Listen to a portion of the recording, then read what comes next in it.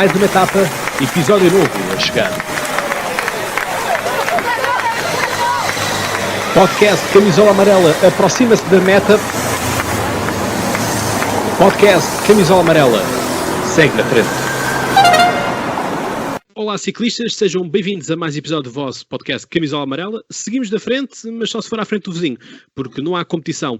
Mas hoje estou aqui calmamente a falar com o Arthur. Arthur, obrigado por estares aqui no podcast Camisola Amarela. Tu que és o primeiro via Skype. Pois, o primeiro, tal como o Camisola Amarela, é o primeiro, eu também sou o primeiro aqui no Skype e é também a primeira vez que faço uma conversa via Skype. O confinamento tem estas coisas e agora terá que ser assim, não é? Mas vamos em frente. Tu que podias muito bem estar a fazer uma preparação para escalares, não é? Sim, eu estou aqui na Serra da Estrela, estou confinado aqui, eu sou de Lisboa, mas estou confinado aqui, estou numa casa que tenho aqui no campo e aqui estou isolado, estou sozinho já há algum tempo e já subi à torre várias vezes, agora não o posso fazer, mas tenho esperança que o mais rapidamente possível o consiga fazer. Não conseguiria nunca chegar lá como Camisola Amarela, eventualmente seria o Lanterna Vermelha, aquela lanterna que vai muito lá atrás, mas que normalmente é assim, eu vou subindo e outros colegas e amigos ciclistas vão passando por mim e perguntando se eu estou bem, e eu fico contente quando eles me perguntam se estou bem, porque posso responder e é sinal que vou a caminho. Mas agora não posso subir à serra, é uma coisa que eu gosto muito de fazer, subir à torre, ou pelo lado da Covilhã, ou pelo lado do Unhais da Serra. É um privilégio enorme fazer essa subida e um prazer enorme. Já a fiz com neve, já a fiz com muito calor, já a fiz com chuva, de várias maneiras e estou desejoso de voltar a fazer. Agora vou fazendo aqui por casa. Muito bem. Sabes que inicialmente também havia um destaque para quem era o Lanterna Vermelha. E havia ciclistas que queriam ser o Lanterna Vermelha para merecerem destaque também. Exatamente. Havia a questão é que... Desculpa. Justamente, passado isso, houve sanções para quem era o último. Portanto, havia uma luta também para ver quem é que afinal não era o Lanterna Vermelha, mas inicialmente chegou a ter-se algum privilégio, algum estatuto de ser-se o Lanterna Vermelha. Havia mesmo quem fosse para isso, eu acho. Quem discutisse como dissesse esse lugar, porque era falado, não é? E ficar no meio da tabela ninguém é falado. Mas exato. Era verdade. Era muito isso. Era muito isso. E bom, estamos a falar porque tu tens 2 projetos. Qual é que queres começar por falar? Podemos talvez falar pelo primeiro, que é o Lisbon Cycling, que é um projeto que vem já de algum tempo. Acho que podemos começar a falar por isso, se quiseres. Então, muito bem, vamos. Como é que lance-te agora? Como é que foi ter esta ideia? Porquê o Lisbon Cycling? Olha, eu há uns anos, eu sou fotógrafo de profissão, portanto a minha profissão é fotografia. Eu há uns anos, já há uns 13, 14 anos, tive um blog que fazia paralelamente à minha profissão e com o qual não ganhava nada, era uma espécie de hobby, e eu comecei, era um blog que se cingia a Lisboa, ou seja, eu todos os dias, quando saía para trabalhar, fazia uma fotografia de Lisboa, se fosse uma pessoa, fosse uma paisagem, fosse o que fosse, e colocava no blog. E esse blog teve algum sucesso bloguista, digamos, tinha bastantes seguidores e tinha bastantes visitas, e eu sempre achei que a bicicleta fazia parte da cidade. É óbvio que era muito raro encontrar ciclistas, cruzar com ciclistas, porque a bicicleta é o meu principal meio de transporte, sempre que posso, a não ser que por razões profissionais não a consiga utilizar. E eu raramente passava por um ciclista, mas de vez em quando lá havia um. E como o blog era um blog um bocado de estilo também, eu comecei a fotografar pessoas com bicicleta. E isso fez com que eu percebesse que... Eu sabia que a bicicleta era uma coisa muito importante na minha vida, mas fez com que eu percebesse que a bicicleta também podia ser um meio de mudança numa cidade. Ou seja, aqui estamos a falar de bicicleta enquanto meio de transporte, não enquanto competição, o que não é muito aqui o vosso tema, mas é uma outra vertente da bicicleta, que é a bicicleta enquanto meio de transporte. E eu, nesse blog, comecei a pôr fotografias de pessoas com estilo em bicicleta. E o que é certo é que essas fotografias começaram a ter bastante sucesso. E as fotografias apareciam inseridas nesse blog. A partir de um certo momento, eu achei, e como as coisas estavam a mudar em Lisboa, eu achei que a bicicleta podia seguir o caminho próprio, ou seja, as pessoas com bicicleta podiam ter um caminho próprio. E fiz o blog Uma Lisboa Ciclista, que depois traduzi para Lisbon Cycling, mal traduzido, mas é assim, e isso deu origem, inclusivamente, a uma exposição grande de fotografias que andou pela Assembleia da República, andou pelo Ministério do Ambiente, andou por o Centro Ecológico de Gaia, várias câmaras municipais. E ganhou até um prémio da Federação Portuguesa de Cicloturismo e dos utilizadores de bicicletas.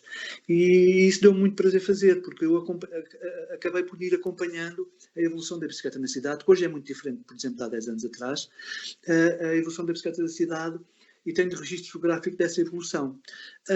A partir desse momento, eu criei o Lisbon Cycling precisamente para dar só apoio às bicicletas, para que de alguma forma eu conseguisse contribuir para que a bicicleta se desenvolvesse como utilização de transporte diário e de lazer, obviamente.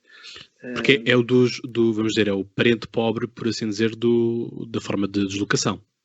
É o parente pobre, exatamente, acaba por ser o parente pobre. Durante muito tempo as pessoas pensaram e pensam cá em Portugal que quem anda de bicicleta é porque é pobre, não é? Ou porque não tem outro meio de deslocação, coitadito, lá vai a bicicleta para o trabalho. O que é uma realidade é que a bicicleta, ao contrário de, por exemplo, em França, na Itália, na Holanda, em Portugal, como meio de deslocação, foi muito tempo utilizada como objeto de trabalho, não é? De deslocação para o trabalho. Veja-se o caso das pasteleiras. Se formos à província, a província entre aspas, não a província nem à capital, mas se formos às zonas do país, sobretudo de Fabris, não é? Quando falo da Marinha Grande, falo de outras zonas de Aveiro, daquelas zonas ali, vê-se que a bicicleta era utilizada, a pasteleira era utilizada como meio de deslocação para a fábrica, ou para ir trabalhar, sobretudo para ir trabalhar, não tanto até como lazer, para ir trabalhar. E criou-se um pouco esse estigma que quem ia de bicicleta para o trabalho era pobre. Depois também com a Revolução e com a entrada na União Europeia, essas coisas todas, criou-se também um outro estigma que é todos temos de ter um carro, não é? O carro era um símbolo de estatuto social. Portanto, até mesmo e haver sobretudo o carro da família e depois o carro de passeio, não é? O carro do trabalho e depois o carro de passeio ao fim de semana. E de preferência o carro de uma certa nacionalidade, o carro, pronto. O carro acaba por ser um símbolo de estatuto social, a bicicleta não. Nestes últimos anos, e falo em Portugal, obviamente, porque lá fora as coisas são diferentes há muito tempo, nós estamos para 20 ou 30 anos atrás,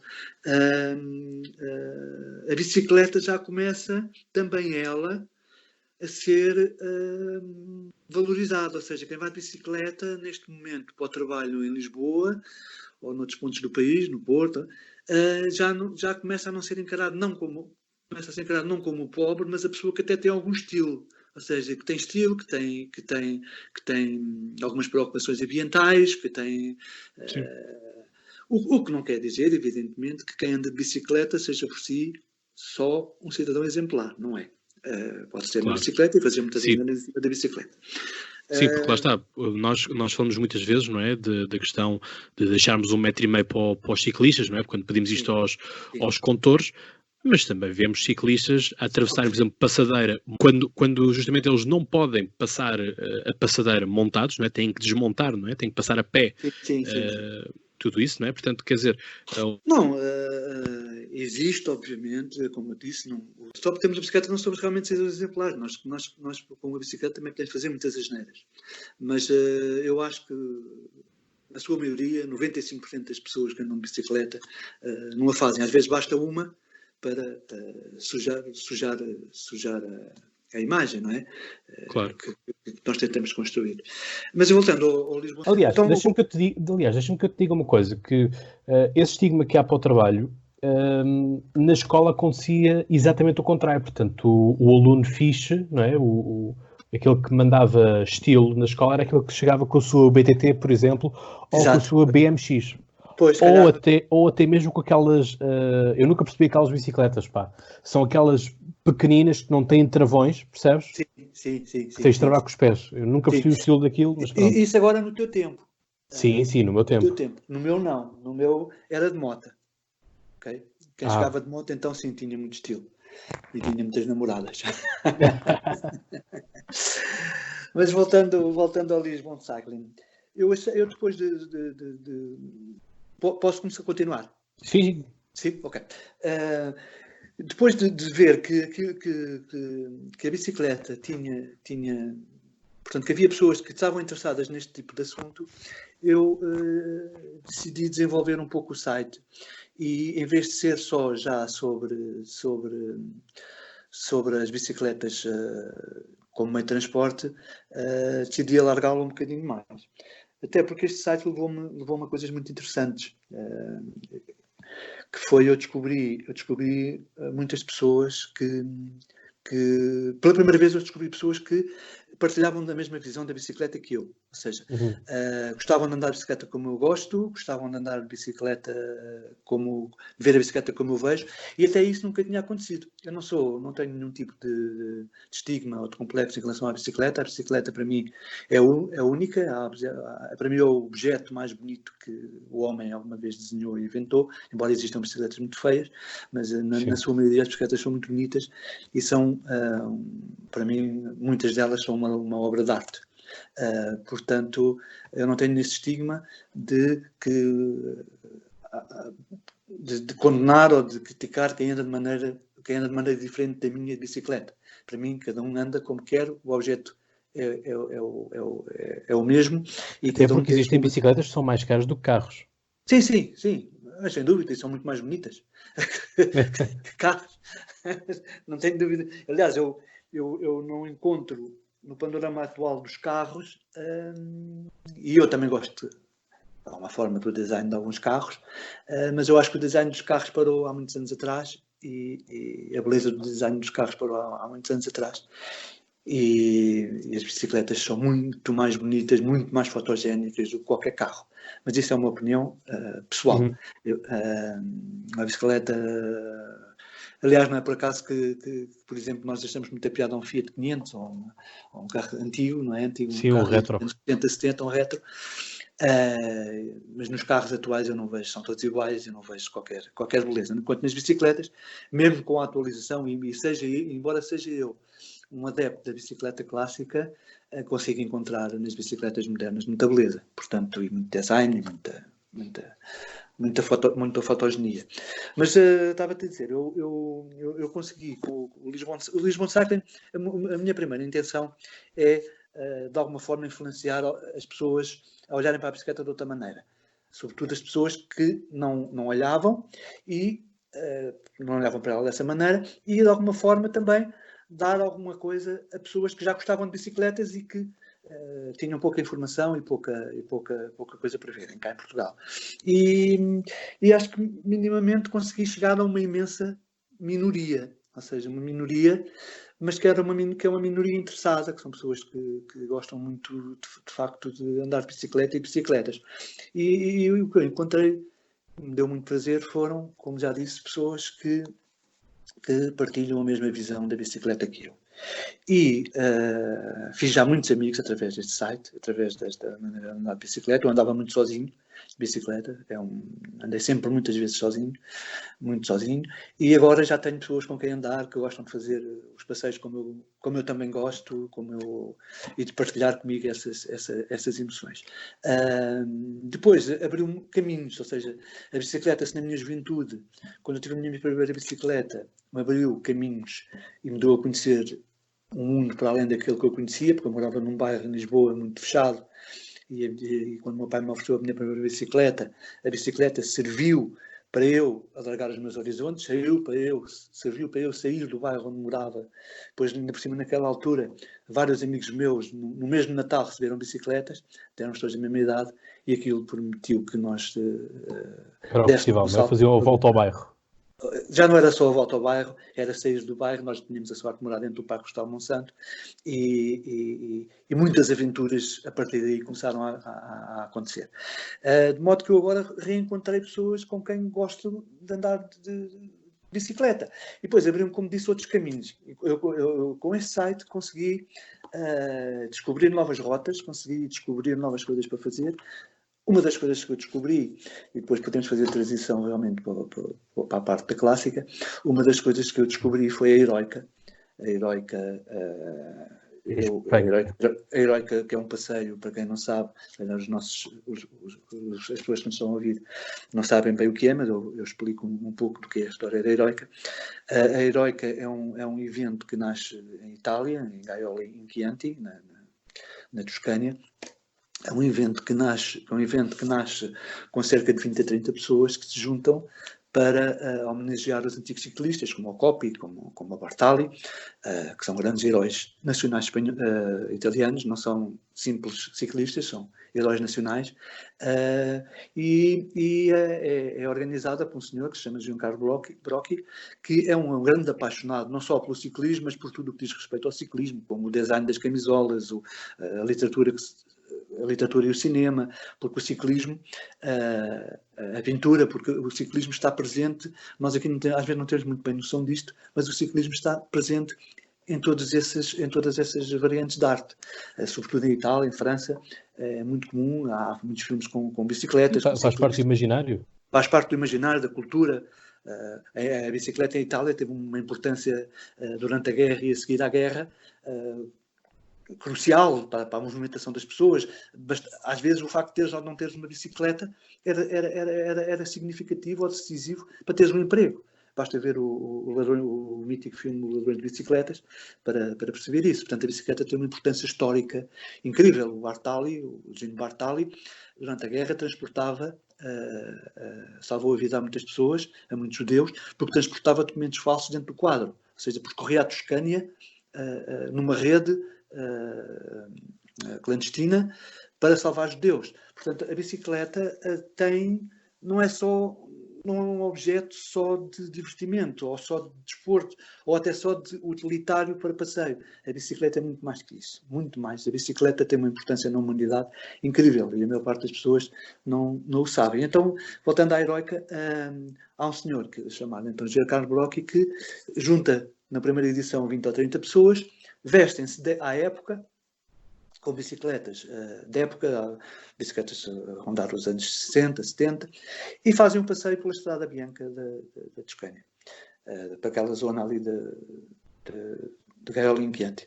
E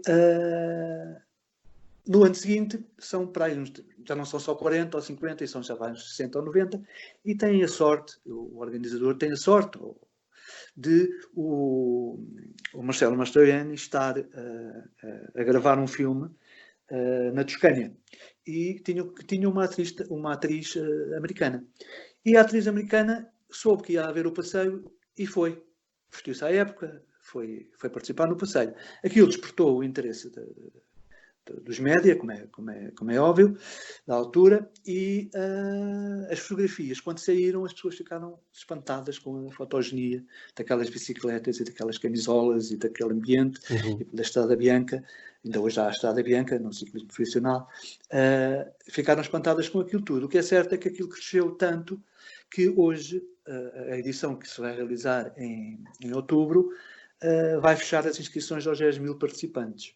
Portanto, aos 10.000 encerra. E posso-vos dizer, por exemplo, que no primeiro dia as inscrições abriram às 9 da manhã, penso que foi com 5.000, e ao final da tarde estavam esgotadas.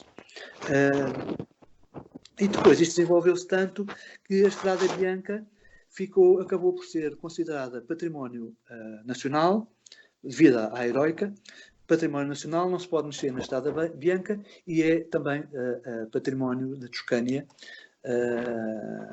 devido também a esta iniciativa. O que é certo é que a própria Heroica motivou já a que se fizessem coisas, tanto no Tour de França como no Tour de Itália, no que chamou o Gravel, na Gravilha. Isto foi influenciado pela Heroica.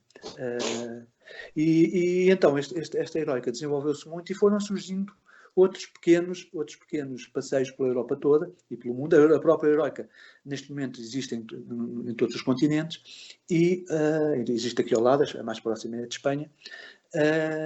O que é certo é que... Pois, por isso que há pouco estava a dizer de Espanha. Sim, o que é certo é que foram começando a surgir muitos passeios, muitos eventos desta natureza, em que o revivalismo e digamos, não é bem o revivalismo, mas o reconhecimento do ciclismo tem sido feito através destas pessoas que organizam estes passeios. E eu tive a sorte de ir à Heroica Espanha primeiro. Entretanto, já fui a várias e vou a vários passeios desta natureza, e daí surgiu, porque muita gente me dizia, mas porquê é que não há cá, e daí surgiu a clássica, ou seja, eu tentei de alguma forma, e não escondo isso, e também com o apoio até de pessoas da Heroica, tentei de alguma forma reproduzir algo parecido cá em Portugal. Obviamente estamos num país com muito pouca cultura ciclista. Nós começámos com a clássica, fizemos a primeira edição em Lisboa, correu muito bem, depois fizemos a segunda edição, correu muito bem também, correu ainda melhor, já com bastantes pessoas, já tivemos, para nós foi ótimo, 150 pessoas, praticamente todas vestidas à época, com bicicletas da época. Abrimos uma exceção para que pessoas pudessem vir a Lisboa com bicicletas que fossem réplicas, ou seja, que tivessem um estilo retro, mas que poderiam ser novas, e iríamos fazer agora em maio uma outra, a convite do Museu do Ciclismo das Caldas da Rainha, com o apoio já da Câmara, com o apoio de várias instituições. Fazíamos uma nas Caldas, mas era no final de maio, mas devido a esta situação foi cancelada. Agora vamos ver como é que vai ser, o que é que vamos fazer, mas é de Lisboa este ano, penso que em outubro podemos fazer, penso que espero que essa situação já esteja ultrapassada, e mesmo que seja feita de forma mais rudimentar, nós vamos fazê-la, porque há uma grande preocupação nestes passeios que tenham uma imensa qualidade em termos organizativos, em termos de comida, em termos de assistência. Portanto, vamos tentar fazê-la a de Lisboa nestes termos, e se não a conseguimos fazer nestes termos de tanta qualidade, pelo menos vamos fazê-la de uma forma talvez mais voluntarista, pedir às pessoas para fazerem a coisa de outra forma, mas vamos fazê-la porque as pessoas que vão gostam muito, e isso para nós aqui é muito importante. Claro, e são as pessoas que acabam por trazer a alma, não é? São a razão de ser do próprio festival, não é? Portanto, são estas dinâmicas, são os folclores que se trazem, mas sobretudo não é o confronto no sentido negativo, mas é um bocado o choque geracional que se consegue fazer ali, não é? O intrusamento geracional que se consegue fazer ali, porque, enfim, tanto mais novos como mais velhos estão, não é? Portanto, há pessoas que viveram, não é? E há outras que sentem carinho por essa época, não é? Portanto, são períodos totalmente diferentes. Eu a primeira vez que fui a uma Heroica, eu já conhecia de fotografias e de algumas filmagens. Eu quando cheguei fiquei absolutamente surpreendido e fiquei rendido, porque era isto mesmo que eu procurava, uma data de anos que eu procurava uma coisa destas. Porque exatamente como tu dizes, há essa grande interação geracional. Vêem-se pessoas de idade que são altamente respeitadas. Eu posso dizer que o grande embaixador da Heroica, o grande, digamos, camisola amarela de todas as Heroicas, o número 1, era o Sr. Luciano Berruti. Se vocês pesquisarem, vão ver quem era o Sr. Luciano Berruti. Nunca foi nenhum grande craque do ciclismo, mas era um senhor que, com perto de 80 anos, faz 210 km no dia, uma bicicleta de 1905. Vestido à antiga, com os seus grandes bigodes. Ele, felizmente, faleceu, mas digamos que é a grande referência deste tipo de ciclismo. E este tipo de ciclismo é um ciclismo de superação, porque os percursos são longos, praticamente todos feitos em gravilha, com bicicletas antigas, bicicletas de 1987. Grande parte das pessoas que a fazem como se quer dizer 1930, 1940. Normalmente têm 3 percursos, à volta dos 60, à volta dos 120 e o de 210, 205, 210, feitos num dia. Portanto, vocês imaginem o que é fazer estes percursos nestas condições. A maior parte das vezes debaixo de chuva, sobretudo em Itália, eu nunca me lembro lá ter ido, que não tenha chovido e que as pessoas não cheguem ao final completamente encharcadas e cheias de lama. Mas são eventos que apelam à superação das pessoas, ao convívio, um convívio bem são, à genuinidade do desporto. Ou seja, fazer as coisas por desporto, porque queres realmente superar, porque queres realmente... E não por competição. E não por competição. A competição acaba por ser contigo próprio. Depois tem outra coisa muito boa, que é tu podes fazê-lo ou com grupo ou sozinho. Ou seja, há as partidas, partem todos ao mesmo tempo, há 3 partidas para cada percurso, não é? Uma para cada percurso, que tem 1 hora de partida, mas durante a hora seguinte nós podemos ir partindo, e cada um faz ao seu ritmo, faz ao seu estilo. E depois, com a certeza, sempre, tu chegas ao final cansado, e que alguém te vem dar um abraço, e que dás um abraço a alguém que foi contigo, que conseguiu fazer contigo, ou se vais sozinho, alguém que vem ter contigo e que te dá um abraço e que te dá uma palmada nas costas e diz, boa, conseguiste fazer. E para mim, esse é o espírito, é também o espírito de ir no passeio, eu vou fazer 200 km e não me preocupem parar para tirar uma fotografia, se vejo uma paisagem bonita, descanso nos abastecimentos, porque os abastecimentos são muito completos, com boa comida, com boa bebida, portanto não estou à pressa para comer, para seguir em frente, para comer uma barra de cereais, não, são coisas, é um espírito completamente diferente.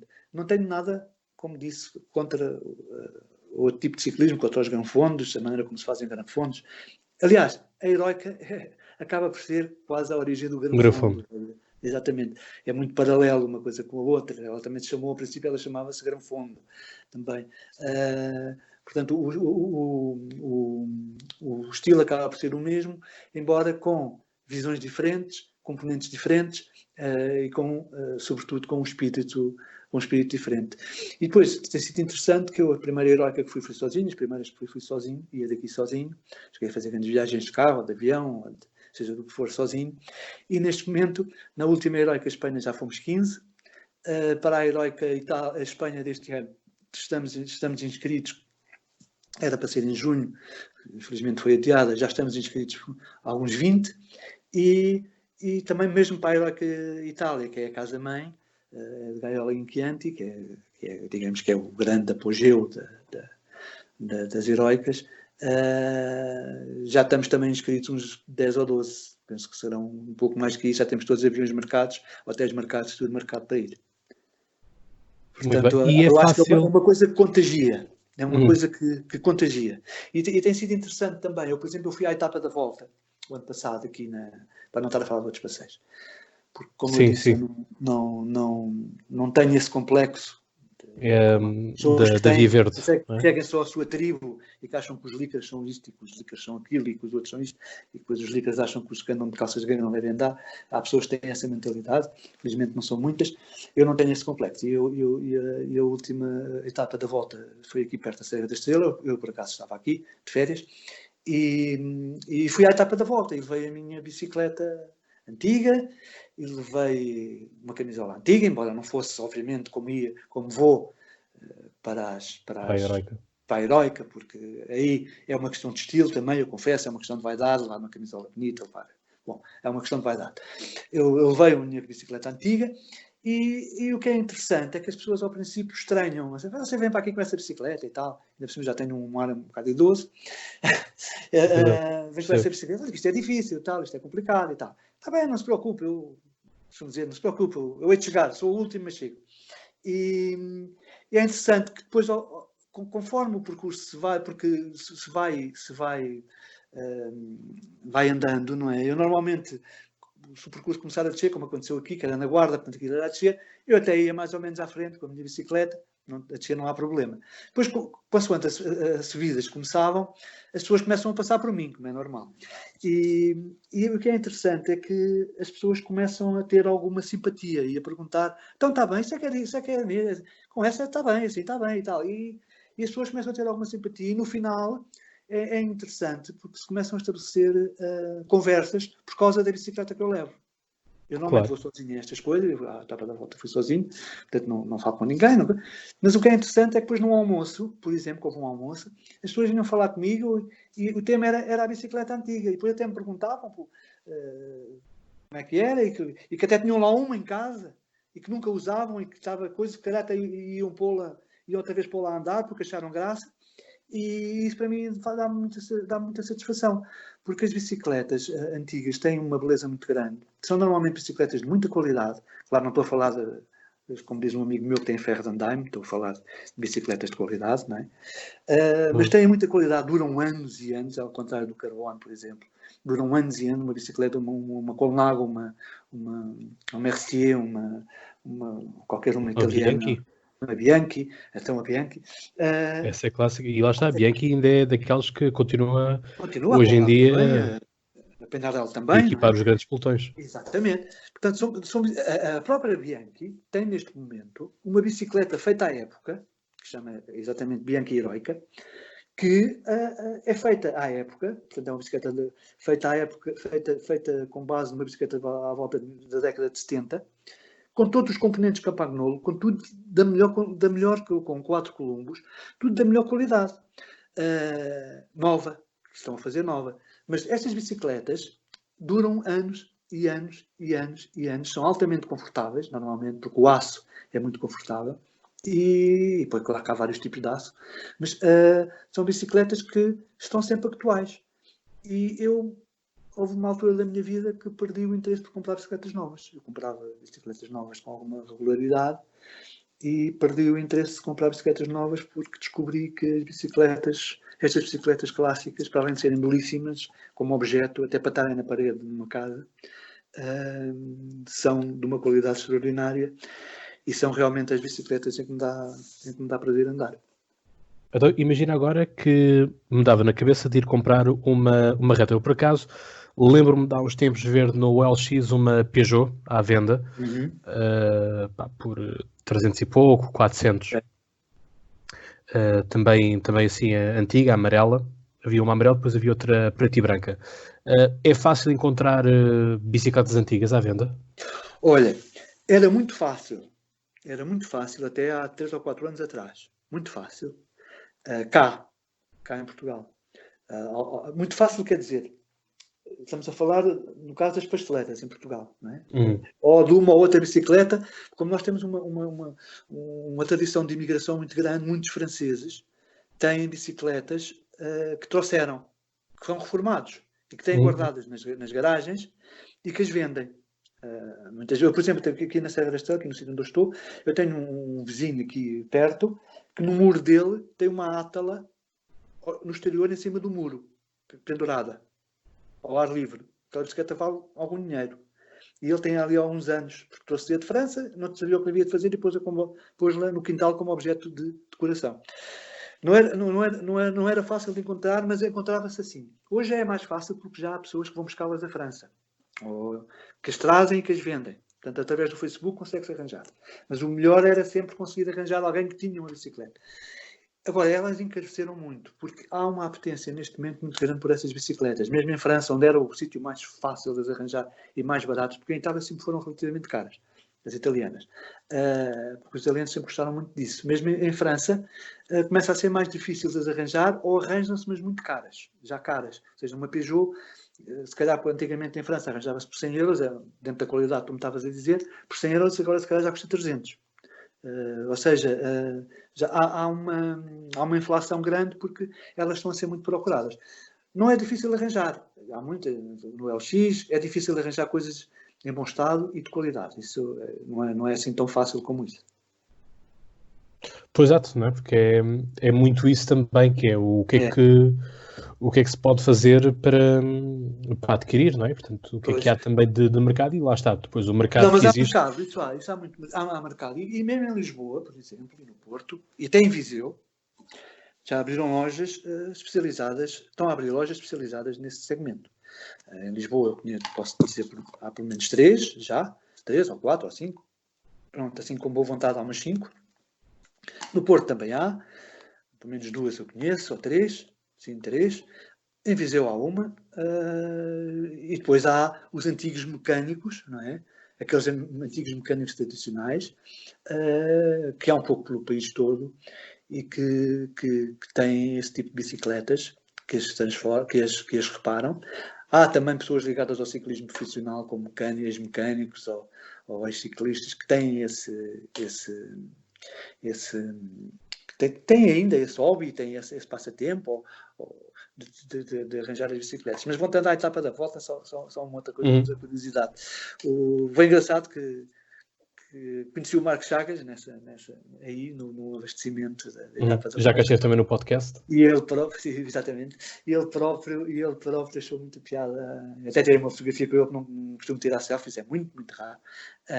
Tirei uma fotografia com ele, porque é uma pessoa que eu admiro, e tanto no plano do ciclo da competição, como agora como comentador na RTP, é uma das pessoas que eu gosto muito de ouvir, e ele próprio achou graça eu andar com aquela bicicleta ali.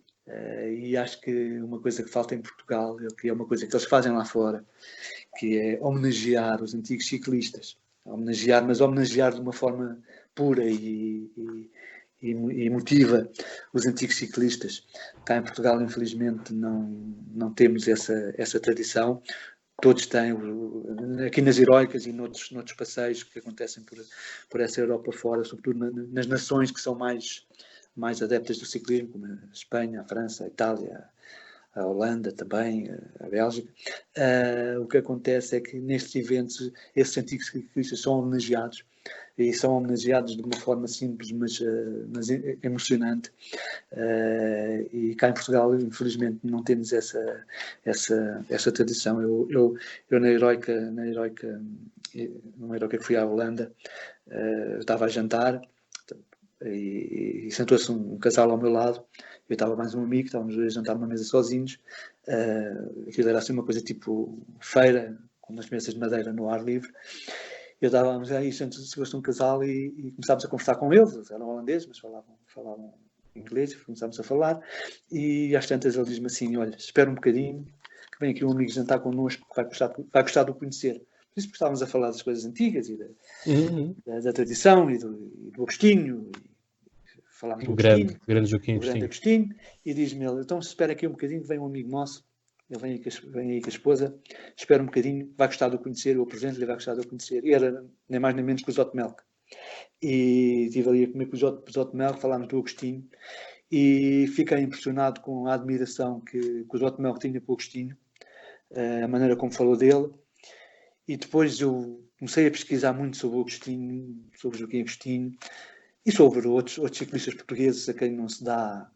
O Alves Barbosa, aliás, o Alves Barbosa é quem tem o recorde da volta ao Algarve, não é? O único ciclista que conseguiu ganhar as seis etapas da volta ao Algarve, não é? Neste momento a volta ao Algarve são apenas 5 etapas. E o primeiro ciclista português a participar na volta à França. Sim. Foi o Alves Barbosa. E fiquei muito contente e comecei a pesquisar muito sobre o Agostinho, sobretudo. Não há muita informação sobre o Agostinho, há uns comentários na RTP, há algumas coisas na televisão francesa, e vim a perceber, agora mais para as pessoas que gostam da competição, que se o Agostinho realmente não tem começado... Isto é o X, não é? Obviamente. Claro. Mas é o X, e os X valem o que valem, mas... Eu já nem falo no Agostinho ter começado tão tarde, ter tido uma educação ciclista, não é? Se ele tem tido uma educação ciclista, mas sobretudo se ele tem alguma vez tido uma equipa que trabalhasse para ele, que tivesse uma equipa que como agora se faz, que trabalham para os líderes, se tivesse uma boa equipa com líderes, eu não tenho dúvida que ele não tinha ganho só uma volta à França, ele tinha ganho 2 ou 3 voltas à França. Mas já está, isto vale o que vale, e são os X e os mas. Claro, e pronto, lá está, é mesmo toda a parte do que era da época, não é? Exato. Aliás, uma das personagens que vão ser aqui mencionadas neste podcast vai ser o René Vietto, né? Le Roi Vietto, em que ele podia ter ganho uma volta, um tour, não é? E não o ganha porque vai entregar a sua bicicleta ao líder da sua equipa que ficou sem bicicleta, não é? Exatamente. E isso lá está, ele perdeu a oportunidade de ganhar o tour, mas foi aí que ele ganhou a menção, não é? De Roi, não é? De rei. Portanto... Porque eu pessoalmente, o ciclismo moderno está tão científico, tão planeado, com tantas regras, que obviamente nem todos os que entram numa volta à França têm a possibilidade de ganhar, mesmo que tivessem condições para isso. Não têm a possibilidade de ganhar porque têm que obedecer a regras, aos líderes, a isto e aquilo. Antigamente isso não era tão... Ao início isso não era assim, cada um ia por si e pronto. Embora depois, a partir de uma certa altura, também havia os líderes e havia essa questão de sempre se ajudar o líder. Mas há muitos ciclistas, eu admiro muitos ciclistas, que nunca ganharam volta nenhuma à França, que nunca ganharam volta nenhuma, se calhar, importante, mas que são verdadeiramente campeões da solidariedade, ou do desportivismo, da verdadeira razão porque as pessoas fazem desporto de competição, que não pode ser só com o ganhar a todo custo, para mim isso não vale, e que são verdadeiros heróis. Por isso mesmo, pelotão tem tantos ciclistas e nós acabamos por admirar também ciclistas que, não ganhando, têm uma função muito interessante e que acabamos por avaliar como muito positiva. Não é? Aliás, portanto, essa é a razão de ser do Pupu, não é? Exato, pois, exatamente. Nunca ganhou, nunca esteve uma única vez com a camisola amarela. Coitado. E, portanto, tu hoje falas dele em França e ainda hoje é um carinho imenso. Não há quem não o conheça, não há quem não fale nele, o eterno segundo ou o eterno, não é? Sim. Portanto, ele ganhou a sua fama, digamos, não é? E o seu lugar no Olimpo dos ciclistas. Quando for para o céu também irá lá juntar-se ao Eu acho que ele morreu ano passado. Ele já morreu, pois ele faleceu o ano passado. Foi o ano passado já. É isso mesmo, ele faleceu. Então já estará a andar de bicicleta lá com os amigos dele, com o Copi e com outros, com os amigos dele, e depois com os outros mais antigos e com o tal Luciano Berruti, que sim, eu acho que quem seja interessado nestas coisas das bicicletas deve conhecer. Há um documentário sobre ele e deve conhecer, não seja só por curiosidade. Eu gosto muito de ver. Eu agora, ainda por cima aqui em isolamento, tenho andado a ler bastante sobre ciclismo. Mandei vir até uns livros pelo correio. Já tenho uma biblioteca razoável e também a ver muitos vídeos, sobretudo a explorar o YouTube. Tem muita informação sobre as voltas antigas, sobre a história do Tour, sobre os grandes heróis do ciclismo, sobre a maneira como corriam, como faziam, como escalavam aquelas montanhas debaixo de neve, debaixo de frio, debaixo de chuva, debaixo de sei lá o quê. Aquilo eram verdadeiros, com etapas de 340, 400 km por dia, que chegavam a fazer 2 etapas, chegavam a sair à noite, Bom, incrível como aquelas pessoas aguentavam. E tinham que assinar, não é? Na época não havia... Exatamente. Tinham que assinar o checkpoint. Eram verdadeiros heróis, digamos, destes primórdios do ciclismo. E realmente eles inspiram muito. Este Luciano Berruti, por exemplo, foi uma pessoa que mudou, por incrível que possa parecer, e eu conheci-o pouco tempo, porque depois faleceu, e que mudou não só a minha maneira de ver muitas coisas no desporto, não é? Porque eu sempre fui um grande adepto de desporto, sempre gostei muito de fazer desporto, toda a minha vida fiz desporto, mas acabou por mudar também muito a maneira de eu ver a vida e a importância das coisas. E eu acho que esta história do ciclismo e da bicicleta, para além de ser uma paixão, pode também ser um modo de vida e um modo de nós também mudarmos a nossa vida positivamente, graças à bicicleta, a com quem andamos de bicicleta, à forma como andamos de bicicleta. E como digo, já disse, cada um tem a sua, mas fazê-lo da maneira mais saudável possível, fazê-lo da maneira que lhe dê mais prazer, que a bicicleta seja um símbolo de prazer. Eu, por exemplo, tenho um amigo com quem muito, ele detesta subir. Eu também sou péssimo trepador, péssimo, eu gosto muito de rolar, de andar em reta, é como eu mais gosto de andar, ou de descer, mas eu gosto de subir, porque a subir nós conseguimos para além do esforço que vamos a fazer, da tentativa de nos superarmos, eu consigo muitas vezes resolver problemas da minha vida em cima da bicicleta. Coisas que tenho para resolver e que às vezes andam aqui empatadas e me dão dor de cabeça. E muitas vezes é subir uma belíssima montanha, porque não há nada mais bonito que subir uma montanha na bicicleta. É em cima da bicicleta que eu digo, porra, era isto mesmo, eu nunca tinha pensado nisto, e a subida dá-nos outra coisa. É que dá-nos não temos a vertigem da descida, a vertigem da descida é fabulosa, mas a subida permite-nos observar. É claro que se formos em competição só estamos a observar os outros que estão ao nosso lado, porque vamos preocupar com isso, mas se o formos a fazer de uma forma mais descontraída, permite-nos observar a paisagem, observar as pessoas, observar tudo o que nos rodeia, e essa é também a grande beleza do ciclismo, e é por isso que eu gosto muito de ler literatura sobre ciclismo, porque está tudo interligado. Muito bem, muito bem. Olha, vamos procurando, terminando também um pouco a nossa conversa. Eu gostaria imenso de poder estar contigo numa próxima edição da Clássica. Não é? Vamos combinar isso. Acho que é um projeto interessantíssimo. Apenas há um pequeno problema de eu não ter uma bicicleta clássica.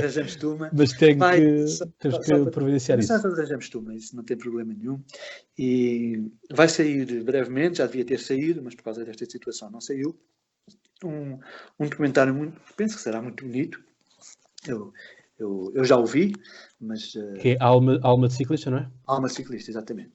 Vai sair a Alma de Ciclista e eu penso que era para já ter saído, para já ter estreado, e penso que vai ser que vai de alguma forma refletir todo este nosso entusiasmo com esta coisa das bicicletas clássicas, e foi feito com pessoas que gostam muito de bicicletas clássicas. O próprio realizador se ficou apaixonado por bicicletas clássicas, já me disse que vai comprar uma, e penso que será uma coisa muito bonita.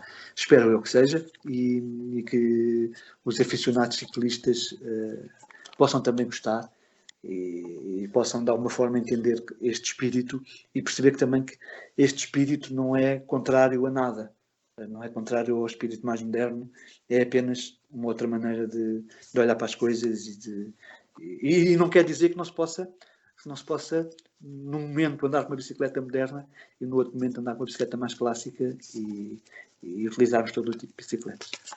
Claro, porque é mesmo isso, não é? Quer dizer, é mesmo isso. À partida, a forma de funcionar da bicicleta nova será a mesma da antiga, não é? Portanto, exatamente. Não há grandes diferenças. Eletrónicas, ok, aquilo, não tem aquelas, mas não é carbono, não é? Mas eu acho que se pode tirar prazer, quer de uma, quer de outra. E desfrutar, sobretudo o que eu penso é que a bicicleta é um objeto de felicidade, é um objeto que pode transformar as nossas vidas e é um objeto que nos deve dar muito prazer. É talvez o único objeto que nos leva de novo à infância, penso eu, ou que nos faz sorrir como sorríamos quando éramos crianças. Isso pode acontecer em qualquer tipo de bicicleta, desde que as pessoas a utilizem de forma saudável, volto a repetir, de forma saudável e de forma... Claro, porque é assim, a bicicleta a partir é saudável, não é? Porque é o desporto, mas também desporto em excesso também... Desporto em excesso, ou substâncias que nos fazem... ok, portanto estás a ir para o caminho do doping, sim. Acelerar o passo, que nos permitem acompanhar outros que nós se calhar não tínhamos capacidade para acompanhar. Pronto, acho que deve, como tudo, e o excesso, como tudo, deve ser feito consoante a idade das pessoas, consoante a sua condição física, mas é para mim o desporto mais bonito que existe. Desporto, não só como desporto, como lazer e como forma até de transporte. Eu não encontro nada que nos faça circular de forma mais eu tenho moto também, eu também gosto muito de andar de moto, mas a bicicleta é movida a nós, não é? É movida por nós, pelo nosso esforço. E nada nos dá mais prazer, para mim nada mais prazer, estando aqui na Serra da Estrela, que subir esta icónica montanha do ciclismo português, que tenho pena que não seja como outras, que está todas assinaladas, com as percentagens, com tudo, ao longo do caminho, que tem curvas, têm nomes. Tenho pena que esta não esteja mais bem preparada para isso, mais bem aproveitada para isso. É pena a Federação, as câmaras não terem não saberem aproveitar, Esse cuidado, sim. não terem esse cuidado, não saberem aproveitar a importância que o ciclismo, seja ele lazer, seja ele em termos de turismo, seja ele de competição, tem para a economia neste momento de um país. Nós em França, em Itália, até a própria Espanha, já tem tudo preparado para isto. Vamos subir uma montanha, um puerto, ou uma coisa qualquer, ou em França, e está tudo preparado, está tudo. Tem tudo sinalização, tem tudo. Eu agora estive em Espanha, eu ia na autoestrada com o carro e nas placas da autoestrada, aquelas que dão informação, aquelas luminosas, dizia: quando sair da autoestrada tenha cuidado com os ciclistas. Quando sair da autoestrada tenha cuidado com os ciclistas. Nas estradas já havia as placas do 1,5 m, havia a dizer cuidado, por exemplo, havia uma outra placa a dizer cuidado, fins de semana e festivos, que são os feriados, há muito mais ciclistas na estrada, tenha o dobro do cuidado. Portanto, é pena que aqui nós ainda não tenhamos essa cultura, mas acho que apesar de tudo estamos a evoluir bastante. As coisas têm mudado, mas ao contrário da Serra da Estrela, por exemplo, aqui na Serra da Gardunha. A Serra da Gardunha já a subi também várias vezes e a Serra da Gardunha já tem alguma informação, sobretudo das pendentes. Vão informando qual é a pendente que nós estamos a subir.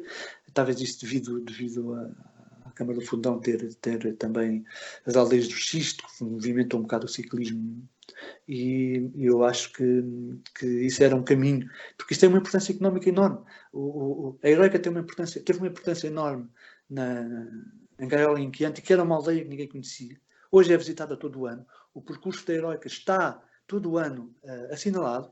Os 210 km está assinalado todo o ano. Todo o ano vêm excursões de gente do Brasil. Eu conheci uma pessoa que traz grupos durante todo o ano do Brasil para ir fazer o percurso da Heroica, não apenas no evento.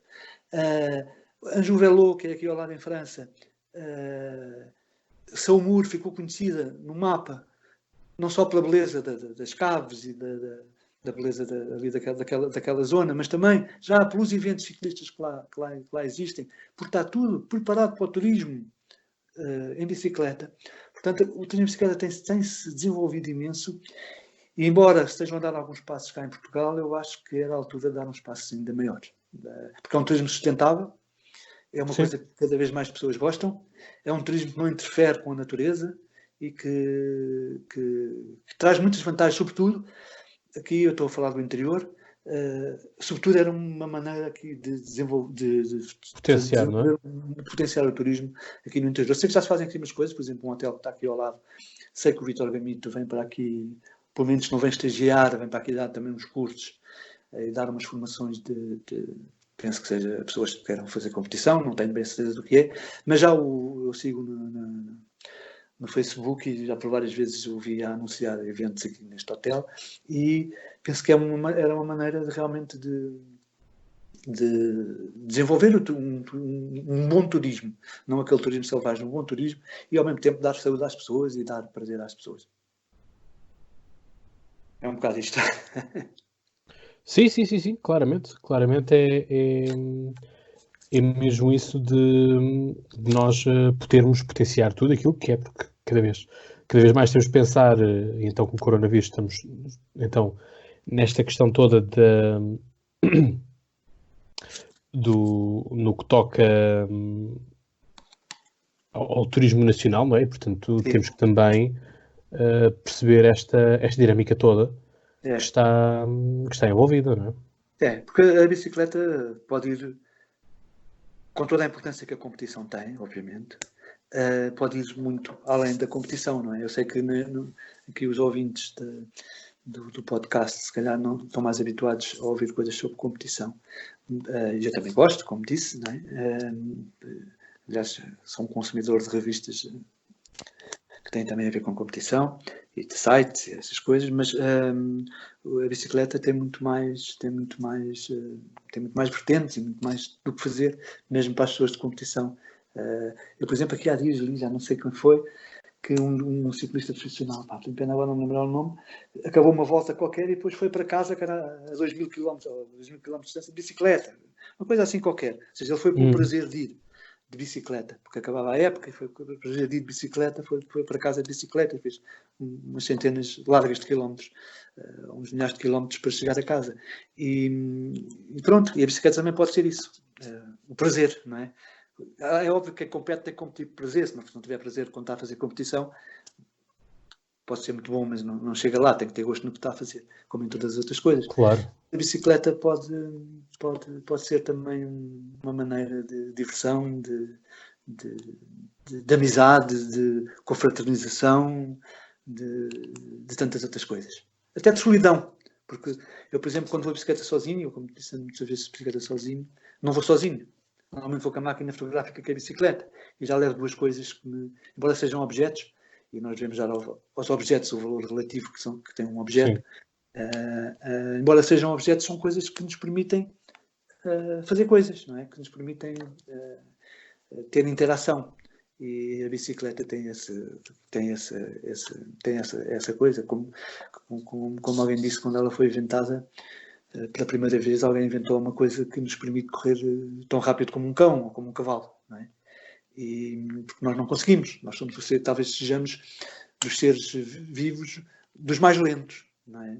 Sobretudo dos mamíferos, somos dos mais lentos. Qualquer cão, qualquer gato, qualquer bicho corre mais depressa que nós. E a bicicleta permitiu-nos ser mais rápidos, à custa de nós próprios, não é? Porque com um carro vamos muito mais rápido, mas à custa de nós próprios, só de nós próprios, a bicicleta consegue que nós sejamos muito mais rápidos. E é por isso também a beleza da bicicleta. É isso mesmo. Olha, gostei imenso de falar contigo, Arthur. Ias dizer mais uma coisa? Não, Fiquei... por mim estou. Ia só dizer que falo muito e peço desculpa. Ora, essa pá, aquela coisa. Eu, pronto, saberás muito mais de ciclismo do que eu, vivenciaste muito mais de ciclismo do que eu, e portanto lá está, que compreendo que estes momentos para mim também são de aprendizagem, não é? Portanto, tu estavas aqui a falar e portanto também estava a assimilar tudo o que estavas a dizer, porque há que ter essa humildade também, não é apenas só porque alguém cria um podcast um podcast, ou um canal de YouTube, ou publica mesmo até um livro, que essa pessoa seja a pessoa mais expert da situação. Eu também não me coloco no patamar do Olivier, ou do Marco Chagas, ou do João Pedro Mendonça, não é? Porque já tive a felicidade de ter esses mesmos três aqui no podcast e aprendi imenso com eles. Eu sou apenas mas lá está, gosto muito de adaptar isto na ótica do utilizador, não é? Eu gosto que eu e a pessoa que está a ouvir também tenham o mesmo, entre aspas, pé de igualdade, não é? E que estejamos os dois com a mesma capacidade de absorção e de conhecimento. Claro. Mas é um prazer muito grande falar sobre bicicletas e falar sobre ciclismo. Eu gosto muito, não sou nenhum expert, mas mesmo muito longe disso. Sou apenas um apaixonado, é uma paixão, realmente muito novo, muito pequeno, não lembro de não gostar de bicicletas. A bicicleta realmente fez sempre parte da minha vida. Também já passei pelo BTT em uma fase, não competição, mas de fazer BTT, depois isso foi uma fase que passou. Também consegui angariar pessoas para a bicicleta na altura, através desse BTT, pessoas que não andavam e que começaram a andar e que já éramos um grupo até grande a andar, e isso deu-me sempre muito prazer, trazer pessoas para andar de bicicleta. Mas é realmente uma grande paixão, eu tenho uma grande paixão por isto, pelas bicicletas. Agora, não sei nada. Eu em conversa com o Sr. Mário Lino, o Sr. Mário Lino é um expert, esse sim é um expert em ciclismo, que é o diretor do Museu do Ciclismo nas Caldas da Rainha. Eu em conversa com ele fico siderado, porque eu não sei nada, rigorosamente nada, e a conversar com ele então ainda percebo melhor que não sei nada. Mas, por exemplo, aconselho uma visita ao Museu do Ciclismo, falar com o Sr. Mário Lino. Para quem tem interesse, vale a pena ir às Caldas da Rainha, não só pelas cavacas e pelas coisas boas que lá se comem, por ser um sítio bonito, mas ir ao Museu de Ciclismo, falar com o Sr. Mário Lino, ver o que lá está exposto, que é muito bonito, tanta informação que lá está. Eu estou desejoso um dia, uma altura destas, ir para lá uma semana e estar a absorver toda aquela literatura que ele lá tem, todas aquelas coisas que ele lá tem, porque realmente é um tema que me interessa. Outras pessoas interessarão outras coisas, me interessa mesmo. Claro que sim. É uma palermice, mas Sim, pá, é qualquer coisa. Eu gosto muito de museus, já tive a oportunidade também de trabalhar na área da museologia, no Museu do Oriente, por exemplo, e pronto, não tem nada a ver, como é óbvio, com a temática, mas os museus, eu acho que os museus têm que ter uma outra dinâmica e não ser apenas um antiquário, não é? Tu quando vais Sim, para um pois, museu claro. tens que aprender, tens que Claro, interagir com aquelas peças, não é? Porque as peças claro, falam contigo. claro, E tens que saber qual é que é a linguagem delas claro. e absorver aquilo tudo. Portanto, Por exemplo, em relação às bicicletas, tenho essa filosofia também, que é que estas bicicletas antigas, clássicas, acabam por falar contigo. E tu falas que a bicicleta, é óbvio que isso também pode acontecer com a bicicleta de carbono, com um objeto que a gente gosta muito. Mas eu tenho essa sensação, às vezes, que a própria bicicleta fala contigo. E que até te diz, não vais por aí, vamos antes por ali. E eu sim, acredito nela.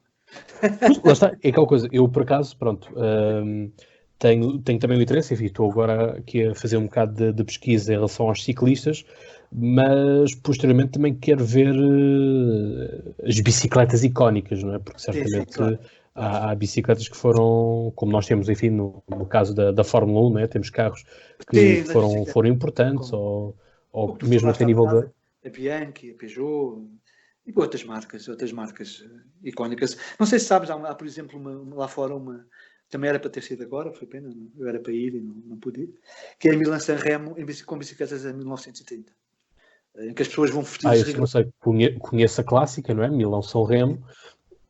Há a clássica Milan-San Remo e há a clássica Milan-San Remo com bicicletas em 1930. Pois, Uh, essa não sabia. Pois, sim, pouca gente sabe, mas eles vão todos vestidos à época, Ok. exatamente à época. Eu conheço uma pessoa aliás, que organiza, que eles não só trabalham, têm já um programa de computador, que dão só o trabalho de ver as cores das camisolas que eles tinham, que eram preto e branco, não é? E depois mandar fazer réplica, costureiras que têm a fazer réplicas. Pronto, é óbvio que uma camisola dessas antigas vale muito dinheiro, não é? E já agora, onde é que também se consegue arranjar esse tipo de camisolas, esse vestuário? Olha, nos eventos há sempre muitas marcas, muita gente a vender. Ou réplicas, portanto, marcas que fazem réplicas, ou antiguidades. Eu comprei na última Heroica Itália, comprei uma de 1960, mais ou menos, rota, mas ainda bem vestível e bonita. E quanto é que isso te custou? Curiosidade. Olha, pode ir. Esta custou muito barata, custou-me 25 euros, mas pode ir até 200, 300 euros. As novas réplicas depende também de quem as faz. Se forem feitas, por exemplo, pela Santini, custam à volta de 150 euros. Se forem feitas por outras marcas italianas, sobretudo os italianos fazem muito as réplicas. Depois, se forem lã merino, ainda são mais caras, não é? As que têm merino. Porque as merino são as melhores. Porque o merino, embora muita gente goste, obviamente, agora destas fibras que são fantásticas, não é? O merino tinha uma coisa, eles usavam as camisolas de lã de merino, porque o merino é uma lã que tanto te protege do calor como do frio. É uma lã muito Ok. que mantém o teu corpo praticamente sempre à mesma temperatura. E as coisas de merino, as camisolas que eles usavam de lã de merino, essas são muito caras. Essas são muito caras. Mesmo agora novas, em réplica, não é? Se quiseres comprar uma camisola da Bianchi, mas que seja uma boa réplica em lã de merino, ela é cara. Custa 200, 300. E depois depende se são feitas à mão, se são feitas em série. Depende um pouco. Mas nesses eventos há sempre mercados. O de Itália tem um mercado mesmo muito grande. Grande mesmo, talvez. Tipo a E o Feira da da Lã. clássica também tem? Pois a clássica ainda não tem Ok. mercado. Vai ter. Há de ter. Cá ainda não há essa. Eu desejava ter camisolas antigas do ciclismo português, mas são muito difíceis de encontrar. Muito difíceis. Da Gelã, porque eu sou menos dessa Gelã. São muito difíceis de encontrar e quem tem não as quer vender. É assim. Há camisolas lindíssimas. Se forem, por exemplo, ao Museu do Ciclismo, as camisolas de campeão nacional do Alves Barbosa ou de outros que lá estão, são lindíssimas. São camisolas que muito dificilmente se consegue produzir aquela beleza de design É muito difícil reproduzir agora com os equipamentos modernos, muito difícil mesmo. Não é que não haja camisolas bonitas agora, mas aquela beleza, aquele estilo, aquela maneira de... É muito difícil. E tudo aquilo, se vocês forem ver os vídeos antigos de ciclismo, vocês reparem bem na fotogenia daquelas bicicletas e daquelas pessoas, e da maneira como estavam vestidas. É uma fotogenia incrível, incrível. É cinematográfico, é muito bonito. Pronto, mas isso sou eu que gosto, não quer dizer que toda a gente goste, não é? Sim, mas pronto, lá está. Os pontos Mas pronto, são... isto acaba por servir como uma, se calhar, esta da nossa conversa, que ela está a ser demasiado longa para as pessoas, acaba por servir para que para que pesquisem, para que vão ver, para que lhes desperte a curiosidade. E pode ser que gostem do que vão ver e que da próxima vez na clássica também lá estejam, foram buscar aquela bicicleta que têm guardada na garagem ou na marquise e que estava para lá abandonada, ou que o primo tinha para lá num palheiro qualquer, e que a ponham a andar isto agora, salve seja, porque isto é o lema de um amigo que tem uma loja de bicicletas em Lisboa, que é apanhar a sua bicicleta a andar, mas que as ponham a andar e que as estimem e que as recuperem e que vejam que é bonito andar nelas. Sim, que é justamente isso, não é? É preciso também saber valorizar. Estamos numa época de muito consumismo, não é? E todos queremos a última coisa, todos queremos o último iPad. Falo por mim, eu não sou nenhum santo. Não é por acaso estamos aqui a falar e eu estou a falar através de um iPad, não é? Mas nós queremos sempre a última coisa, a última moda, o último modelo, estamos sempre a querer trocar tudo. E acho que está na altura, até com esta coisa do Covid, acho que está na altura de refletirmos um pouco e pensarmos que se calhar não vale a pena. Estamos sempre a querer tudo da última moda, nem a querer tudo do último grito, e que temos coisas mais do que suficientes e que podemos perfeitamente aproveitar as coisas e reciclá-las e fazer com que nos durem mais tempo. Sim, eu, por exemplo, a única bicicleta que eu tenho é uma BTT que eu construí peça a peça. Portanto, escolhi os vários componentes e pronto, ficou-me assim uma pequena fortuna à época, né? Portanto, 4 dígitos, mas pronto, é uma bicicleta que gosto dela, e escolhi uma BTT pela questão das nossas estradas, não é? É mais versátil, não é? Sim, e lá está, eu não estava para que estivesse no meio da rua, não é? E, portanto, claro. Eu que moro na margem sul, por exemplo, as nossas estradas não são assim muito boas. Claro. E nós não andamos apenas nas ciclovias, não é? Andamos no resto, não é? Temos as estradas muito esburacadas e eu pensar, não, eu não vou meter aqui porque senão fico sem pneu e fico sem aros. Por exemplo, andar de bicicleta em Lisboa é muito pior para mim o estado da questão, as ruas, não é? Os buracos e isso tudo, até do que o próprio tráfego automóvel. Acabo por apanhar mais sustos com buracos e com piso mau do que até com os próprios automóveis. Acho que é uma pena que os pisos não nos convidem a andar de bicicleta. Mas é assim, é a nossa realidade. Sim. Muito bem. Arthur, da Clássica e do Lisbon Cycling, portanto, faço-vos a todos um convite para visitarem, para conhecerem isto. Enfim, estão disponíveis tanto o site como também as redes sociais. Vou deixar o link também na descrição, quer seja na descrição do YouTube, quer seja no Spotify e tudo mais, e portanto estejam à vontade para carregar e, enfim, quem sabe neste ano ou no próximo ano encontrarmos por lá. Enfim, eu digo eventualmente este ano, pode ser que consigamos recuperar as datas e caso não consigamos, bom, que no próximo ano estejamos juntos, todos de boa saúde, que é isso que eu vos desejo a todos, e a ti também em particular, Arthur, desejo tudo bom para ti e que nos possamos encontrar muito brevemente. Obrigado, Cláudio, e obrigado por esta oportunidade, que foi muito interessante, e é sempre bom falar sobre bicicletas. Muito obrigado, um grande abraço. Então vá, um grande abraço. Caros ouvintes, vocês sabem, eu estou deste lado, estou aqui convosco, portanto, conteúdos sempre a serem produzidos e, bom, eu tenho que manter a forma e, portanto, como tenho que manter a forma, tenho que voltar para a bicicleta. Por isso, lá vou eu para o Zwift, vejo lá se me apanham. Até já. Tchau.